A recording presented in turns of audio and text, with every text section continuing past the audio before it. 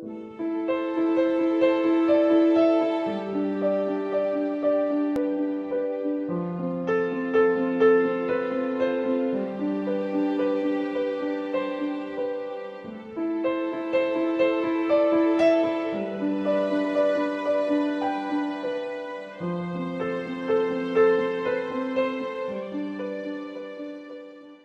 Amérique du Sud, les abattoirs agréés par l'Union européenne produisent de la viande de cheval pour le marché européen.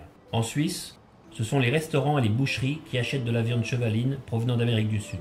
Dans d'autres pays comme la France, la Belgique, les Pays-Bas et l'Italie, les principaux acheteurs sont des supermarchés.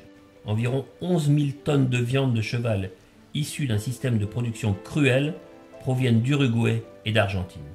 Il existe 3 abattoirs agréés par l'Union européenne en Uruguay. Le plus important est Clay.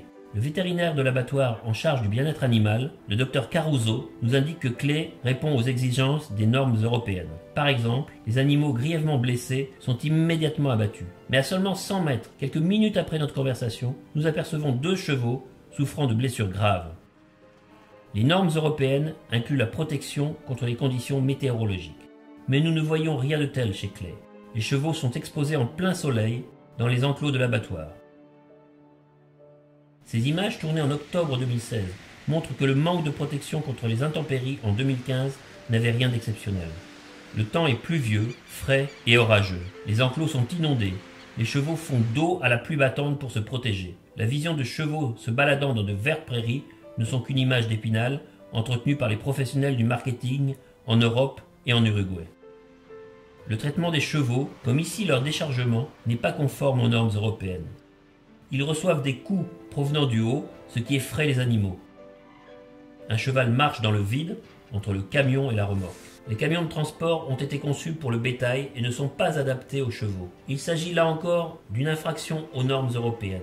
Les chevaux ne bénéficient pas d'un toit de protection, les points d'attache sont trop bas, les portes ne sont pas assez hautes. Les chevaux ne sont pas séparés entre eux. Des luttes hiérarchiques surviennent pendant le transport, provoquant du stress, des blessures et parfois la mort chez les animaux. Abattoir Sarel. Ici aussi, aucune protection contre les conditions météo. Pas de prairies, mais des enclos poussiéreux en été et boueux en hiver. Ici aussi des chevaux blessés et malades, sans aucun soin vétérinaire. Ici aussi des chevaux faibles et décharnés. Abattoir El Amanecer. Dans un pré derrière l'abattoir, nous découvrons des carcasses de chevaux. La cause de leur mort est inconnue. L'absence de soins vétérinaires est la règle. Personne ne paie pour ça, nous disent des importateurs européens. Ce ne sont pas des chevaux en bonne santé provenant de grandes prairies qui sont abattus, mais plutôt des animaux dans des états déplorables. Les importateurs mentent également lorsqu'ils déclarent que la viande produite est de très bonne qualité. Les chevaux ne subissent que maltraitance et brutalité. Ils reçoivent des jets d'eau au visage, des coups d'aiguillon électriques qui provoquent des chutes. Selon nos informations, l'abattoir El Amanecer n'est plus autorisé à abattre des chevaux. Pourtant, lorsque nous retournons sur les lieux en octobre 2016, les chevaux continuent à y être abattus en toute illégalité. Les chevaux abattus proviennent de plusieurs endroits, certains sont même passés en contrebande par le Brésil. D'autres proviennent de fermes de production de sang dans lesquelles on prélève le sang des juments gestantes jusqu'à épuisement. Les chevaux qui ne sont pas morts au terme de ce traitement sont vendus aux abattoirs Clay et Sarel. Certains chevaux proviennent aussi du circuit des courses et des rodéos. Nous avons été témoins de ce type d'événement. En 2016, nous avons enquêté sur des courses de chevaux appelées Reds qui se tiennent sur des distances atteignant 115 km. Le long des routes, sur des pistes de gravier poussiéreuses et sur l'asphalte des rues. Des camionnettes suivent les chevaux. À l'arrière des véhicules, des personnes visent les chevaux au jet d'eau. Les animaux sont forcés de courir, même lorsque toutes leurs forces sont épuisées. Beaucoup de chevaux s'effondrent sur le côté de la piste avant la ligne d'arrivée.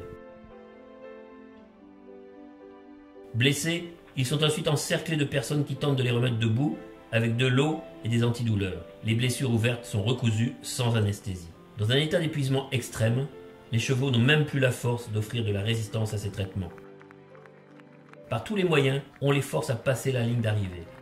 Des vétérinaires et des assistants se tiennent sur place pour éviter que les chevaux ne meurent. L'hyperacidité des muscles, la douleur et la déshydratation peuvent en effet être fatales. Les organisateurs ont la parade. Les 2 veines jugulaires sont ouvertes et une solution de médicaments et d'électrolytes est injectée. 26 litres dans un laps de temps très court. Mais le lendemain, il est fréquent que les chevaux meurent selon certains participants. Les rodéos ne sont pas organisés pour briser les chevaux, ce qui serait considéré comme de la cruauté envers les animaux, mais pour amuser le public. Un cheval de rodéo ne doit pas être prêt à monter, mais est au contraire utilisé pour son caractère indomptable et sa capacité à ruer et se dresser de manière spectaculaire. Afin d'arriver à ce résultat, le cheval est torturé. Il est maltraité et blessé avec des éperons.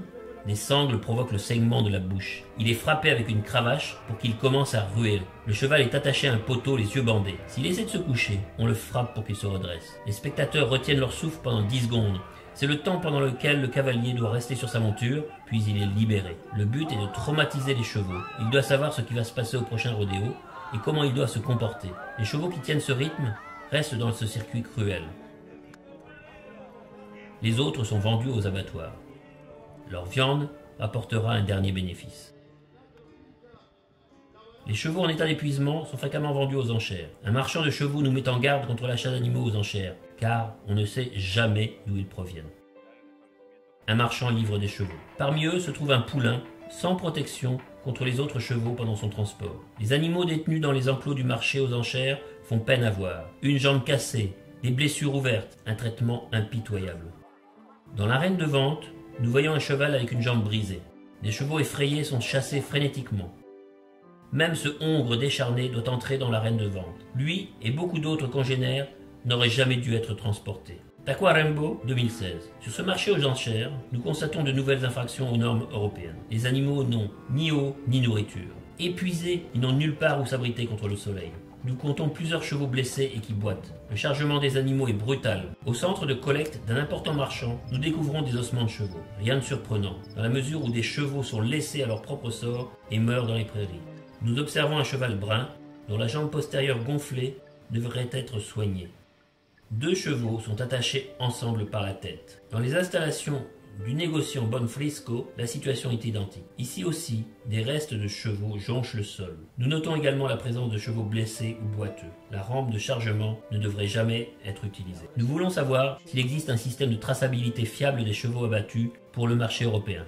Le docteur Cabanas nous confirme que les chevaux ne peuvent pas être identifiés distinctement. Jusqu'à présent, l'implantation de puces électroniques, comme pour le bétail, n'est qu'au stade d'idées préliminaires. La protection des consommateurs est inexistante, la traçabilité impossible. Depuis des années, nous surveillons l'abattoir Lamar, près de Buenos Aires. Cette fois-ci, nos observations s'étalent sur plusieurs jours d'affilée. Nous voulons savoir comment les chevaux sont traités et ce qu'il advient des animaux blessés ou malades. Le résultat est pire que ce que nous imaginions. Certains enclos sont en surnombre, d'autres sont presque vides. Les chevaux se battent entre eux et s'occasionnent des blessures et du stress. Des chevaux sont abattus aujourd'hui. Dans les allées, les employés frappent les chevaux à la tête et les aspergent d'eau en pleine tête. Nous observons la présence d'animaux souffrant de boiterie. À l'entrée de l'abattoir, un employé frappe les chevaux pendant plusieurs minutes. La manipulation des animaux n'a rien de professionnel. Dans les enclos, aucune protection contre les conditions extérieures. Le thermomètre indique 38 degrés. Lorsqu'il pleut, les enclos poussiéreux se transforment en piscines boueuses et glissantes. Aucun frais n'est réalisé pour les animaux blessés. Ce n'est pas pour ça que le client européen paye. Les chevaux les plus faibles ne peuvent accéder à la nourriture et souffrent de la faim. Selon les normes européennes, ce cheval aurait dû être euthanasié immédiatement. Il sera laissé sans soin pendant plusieurs jours. Les importateurs européens disent que la viande produite à l'abattoir Lamar est de qualité. Soit ils mentent sciemment, soit ils avalent naïvement les dires de la direction de l'abattoir. Ce n'est pas faux de voir les images que nous leur ramenons chaque année de nos enquêtes. Contrairement au contrôle annoncé des importateurs européens et de l'Union européenne, nos enquêtes sont réalisées de manière inopinée et témoignent de la réalité. Les juments en gestation sont abattus comme les autres chevaux. Nous observons des poulains nés juste avant d'être abattus. Leur vie sera très courte. Une corde a été attachée par la bouche d'un étalon afin de l'empêcher de mordre. Il ne peut pas se nourrir. Un cheval sérieusement blessé se tient péniblement sur 3 jambes. Un autre présente une profonde blessure à l'épaule. Les employés ne s'en préoccupent pas. Nous voyons une jument avec une articulation gonflée. Un étalon lui aussi blessé s'approche d'elle. Elle le repousse, ignorant sa propre douleur. L'étalon est affaibli par les blessures à sa jambe postérieure. Ils attendent ensemble, affaiblis et mutilés, jusqu'à ce qu'ils soient amenés dans l'abattoir. Ici, une plaie saignant abondamment à une jambe antérieure. Là, une blessure béante à la tête. Toutes ces images ont été filmées discrètement en seulement 4 jours, entre le 19 et le 23 décembre. Le jour suivant est le jour de Noël, fête pendant laquelle beaucoup de personnes en Europe consomment de la viande de cheval. Les abattoirs argentins Lamar, Entre Ríos et General Pico reçoivent des chevaux de ce centre de rassemblement. 80 chevaux s'y trouvent en ce moment. Plus de la moitié d'entre eux est malade, selon un des employés. Ils souffrent de l'anémie équine infectieuse, EIA. Dans l'Union européenne, les chevaux souffrant d'EIA ne peuvent pas être abattus pour la consommation humaine. Pour l'autorité vétérinaire argentine Senasa, ils doivent être abattus. Ils terminent leur parcours dans les abattoirs Lamar, Entre Ríos et General Pico. Ces 3 abattoirs fournissent l'Union européenne et la Suisse en viande chevaline. L'abattoir General Pico est entouré d'une grande clôture protégeant des regards. Afin d'observer l'état des chevaux à l'intérieur, nous grimpons à un arbre. Comme partout ailleurs, le traitement des chevaux est déplorable et en contradiction totale avec les normes européennes. Les chiens sont utilisés pour faire avancer les chevaux. L'un d'entre eux mord un cheval à la jambe arrière. 2 chevaux qui boitent sont déplacés avec le groupe. Les chevaux sont détenus sans protection contre les conditions météo, dans des enclos poussiéreux en été et boueux en hiver. Des chevaux décharnés, des juments gestantes et des poulains sont gardés dans un même enclos. Ils n'ont rien d'autre que des bottes de foin à disposition. Les chevaux blessés sont laissés sans soin. De la pluie est tombée la veille et une boue épaisse s'est formée. La traçabilité garantie par les importateurs est inexistante dans la réalité. Aucun cheval n'est muni d'une boucle d'identification à l'oreille. Un cheval blessé se tient dans la boue près d'une botte de foin. Un oiseau carnassier picore les chairs de sa blessure. Le cheval est trop faible pour se défendre. Il aurait dû être abattu immédiatement. Nous nous rendons à l'abattoir Entre Ríos et observons l'arrivée d'un camion de transport de chevaux. Nous ne pouvons entrer dans l'abattoir et restons donc dans le champ aux alentours.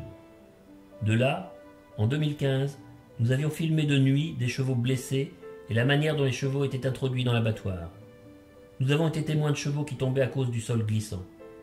Derrière l'abattoir se trouvait alors un puits rempli de carcasses de chevaux. Rien n'a changé depuis.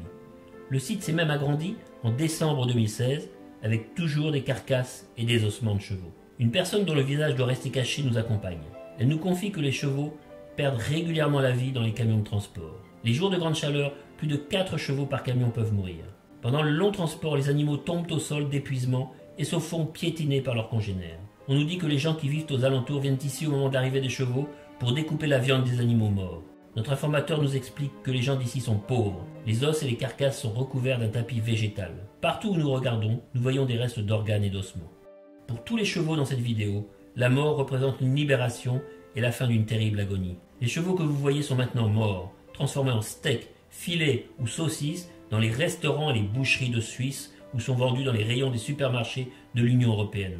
Les organisations Tierbundschutz, Zurich, Animal Welfare Foundation et les associations partenaires en Europe, aux États-Unis, en Uruguay et en Argentine réclament l'interdiction de l'importation de viande issue d'un mode de protection cruel. Les importateurs, les détaillants et les consommateurs doivent agir en conséquence. Nous voulons que les politiques reconnaissent les souffrances endurées par les animaux. L'Union européenne doit prendre ses responsabilités.